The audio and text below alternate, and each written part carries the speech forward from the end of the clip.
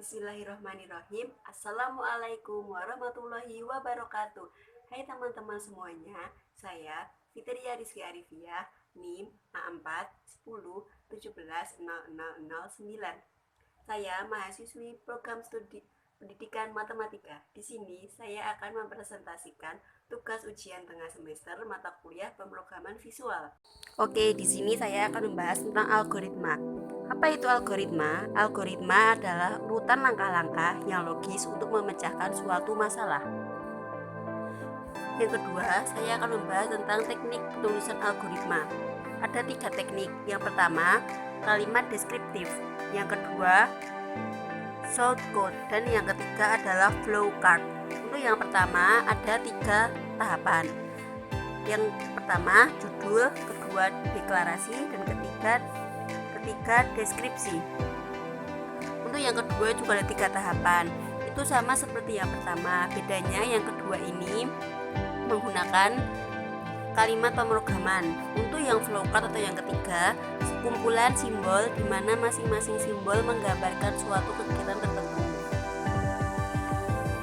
Selanjutnya kita akan membahas yang pertama, yaitu menggunakan kalimat deskriptif. Contohnya, algoritma volume balok. Kita harus memakai dalam kurung, menentukan volume balok, menghitung dengan diketahui panjang, lebar, dan tinggi, cetak volume balok, tutup kurung. Deklarasi, panjang, lebar, tinggi, titik 2, real. Deskripsi, baja panjang, baja lebar, baja tinggi, volume sama dengan panjang, bintang lebar, bintang tinggi. Kemudian cetak volume dan selesai. Yang kedua, kita akan membahas tentang menggunakan shortcode. Contohnya sama dengan yang tadi, tetapi bedanya untuk yang kedua ini kita menggunakan kalimat pemrograman. Dan yang ketiga, kita akan membahas tentang flowchart. Yang pertama, mulai. Perhatikan dengan bentuknya ya. Yang pertama, mulai. Kemudian input panjang, kemudian input lebar, input tinggi, volume, panjang, bintang lebar, bintang tinggi.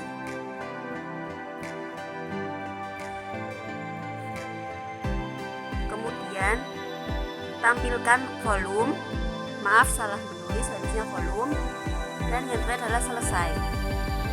Itu tadi adalah teknik penulisan dalam algoritma. Yang selanjutnya kita membahas tentang struktur data dan tipe data.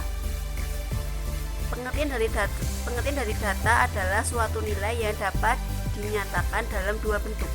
Yang pertama adalah konstanta dan yang kedua adalah variabel. Konstanta dan variabel tempat di memori komputer untuk menyimpan data berupa nilai dengan tipe data tertentu. Kemudian aturan nama variabel. Huruf pertama pada nama variabel menunjukkan tipe data tertentu. C untuk char, S untuk string, I untuk integer. Contohnya, S volume, maka variabel string untuk menyimpan volume, dan seterusnya. Kemudian, nama variabel tidak boleh menggunakan spasi kosong atau karakteristik khusus. Cara lain untuk memisahkan kata dalam nama variabel adalah memberikan huruf besar di awal kata atau tanda underscore atau garis bawah sebagai pemisah kata. Contohnya, S volume balok atau S volume underscore balok. Tipe data. Tipe data di sini ada 3. Yang pertama dasar, yang kedua bentuk, dan yang ketiga adalah abstrak. Kita akan membahas tentang yang dasar terlebih dahulu. Yang pertama ada integer atau bilangan bulat, yang kedua ada float atau double, yang ketiga adalah char atau karakter, yang keempat adalah boolean atau logika. Kemudian yang bentuk ada array, string, union, struct, dan yang lain-lain. Abstrak ada stage, queen, tree, graph, dan lain-lain, dan ada teks. Kemudian kita membahas tentang OOP dalam pemrograman visual. Apa itu OOP? OOP adalah Object Oriented Programming. Pertama, kita akan membahas tentang kelebihan dari OOP.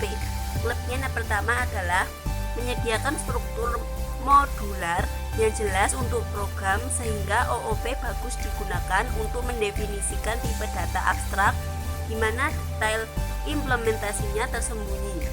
Yang kedua, mempermudah dalam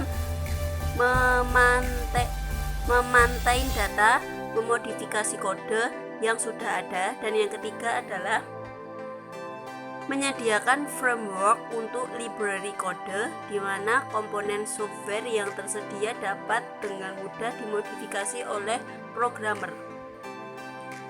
Ada juga kekurangan dari OOP. Yang pertama, tidak memperbolehkan implementasi yang kuat pada ROS. Dan yang kedua, properti software tidak terikat dalam satu unit fungsional sehingga harus cross-cut di antara komponennya. Yang ketiga, cross-cut tersebut mengabaikan sulitnya pengembangan dan pemeliharaan. Kemudian kita akan membahas tentang subversion. Ada dua subversion, yang pertama eksternal dan yang kedua adalah internal. Langsung saja kita akan membahas tentang top-down program. Ada 4 top-down program. Yang pertama, mengidentifikasi modul untuk program utama. Yang kedua, memanggil modul yang lain. Yang ketiga, menghentikan eksekusi program. Yang keempat, jika fungsi yang akan dikerjakan terlalu kompleks, maka modul ini harus dipecah ke dalam sejumlah modul-modul yang ada di bawahnya. Selanjutnya kita akan membahas tentang struktur charge. Modul ini menggambarkan keseluruhan program dan ditandai oleh level 0, sedangkan di bawahnya alahan level 1 satuan seterusnya. Selanjutnya kita akan membahas tentang sifat-sifat modul yang baik. Ada 3 sifat. Yang pertama, find in, di mana apabila modul tersebut sering digunakan, maka find in-nya akan semakin bertambah.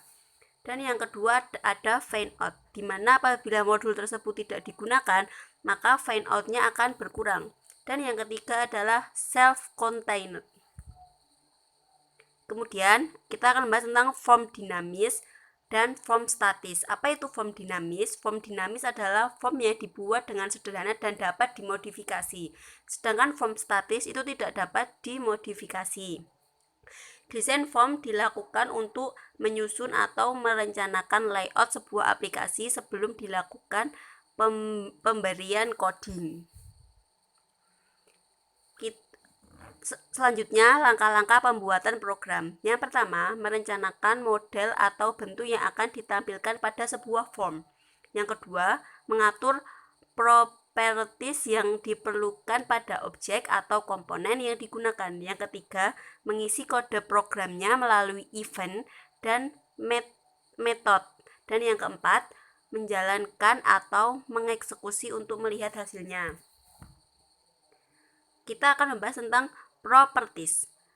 Apa itu properties? Properties adalah informasi mengenai objek yang dibuat dan bertugas menyiapkan segala bentuk dan kontrol yang diperlukan dalam perencanaan user interface maupun programmer.